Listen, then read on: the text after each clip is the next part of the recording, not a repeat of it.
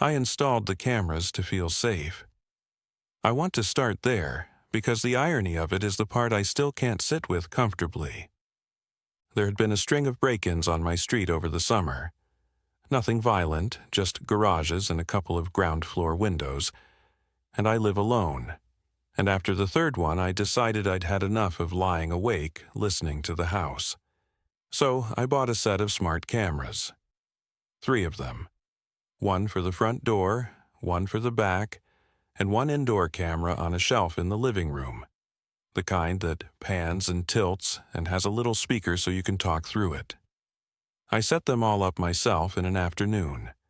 Connected them to the app, made an account, felt, for the first time in weeks, like I'd done something. For about a month, they did exactly what they were supposed to.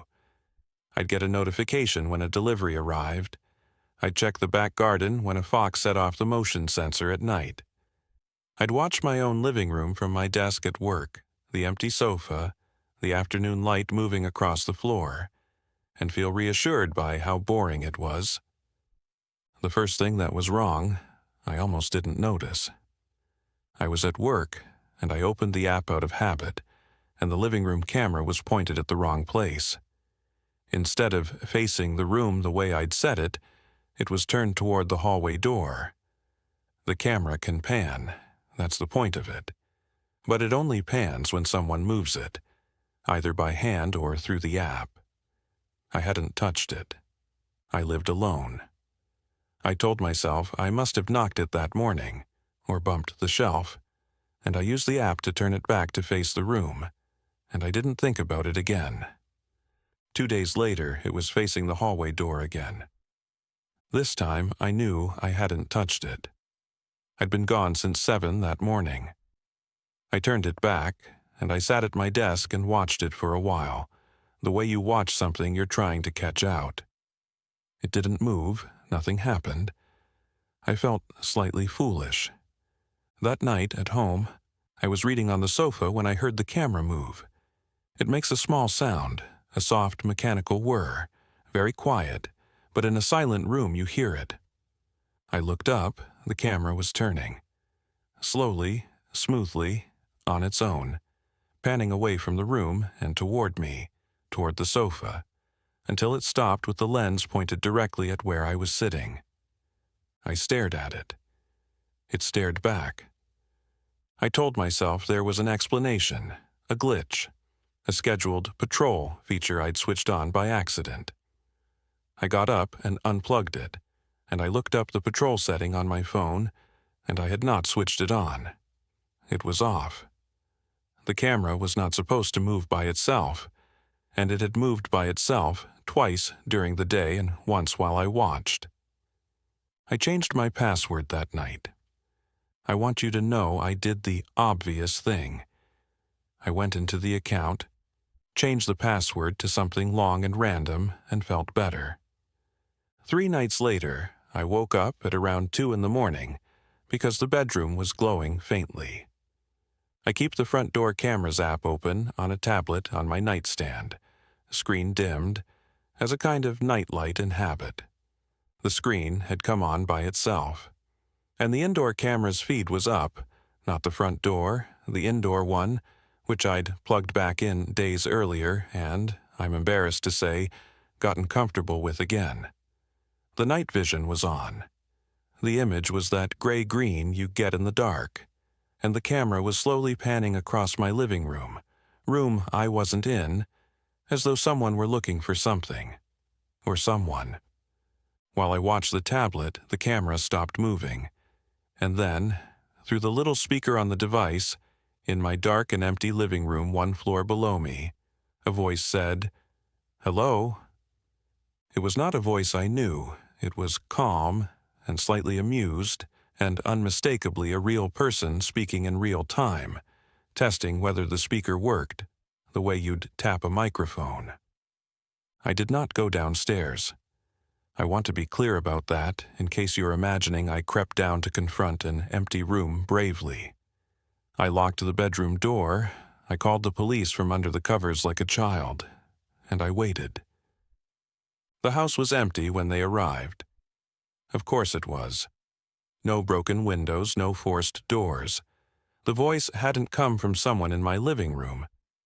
It had come through my living room, from wherever they actually were, out of a speaker I'd installed myself and pointed at my own life. This is where Detective Reyes comes into it. The case got passed to her because, she told me later, she'd been collecting incidents like mine. There'd been a run of them in the area, all the same brand of camera, all people who'd set the cameras up themselves. She came round, looked at my setup, and asked to see the account.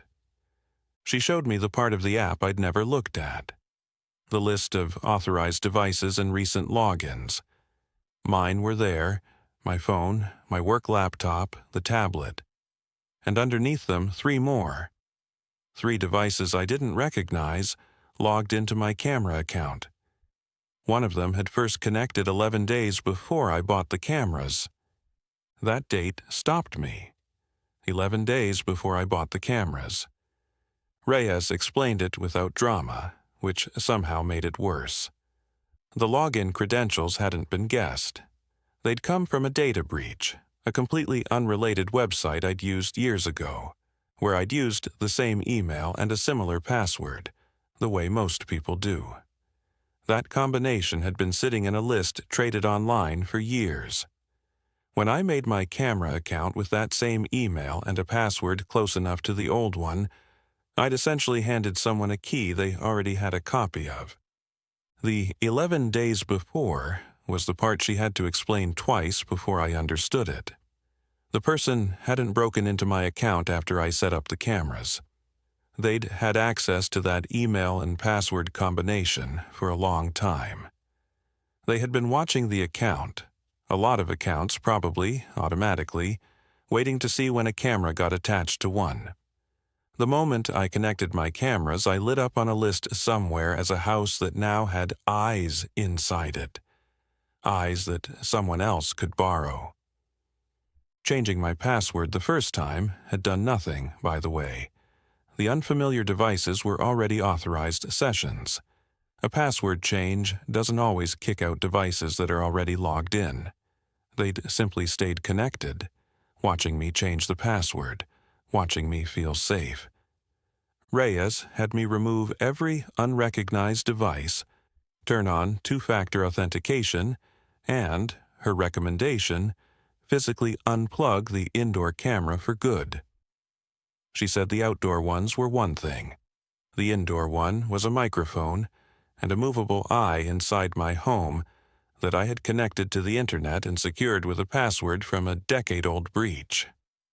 "You didn't do anything most people don't do," she said. "That's the problem. Most people do this." They never found who it was. The unfamiliar devices traced back to the kind of anonymized dead ends these things always trace back to.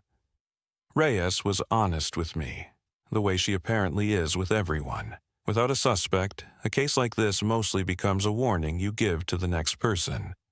So, let me be the warning. If you have cameras inside your home, or a baby monitor or a smart speaker with a camera, anything with a lens and an internet connection, go and look, right now, at the list of devices logged into that account. Most apps have it, it's just buried. Look at every device. If there's one you don't recognize, that is not a glitch. That is a person. Turn on 2-factor authentication on anything that has a camera or a microphone. Not the same password you use elsewhere. Not a password that's ever been in a breach. And you can check, there are free sites that tell you. And think hard about whether the thing watching the inside of your house needs to be reachable from anywhere in the world. Because if you can see your living room from your phone at work, so, potentially, can someone else. I still have the outdoor cameras.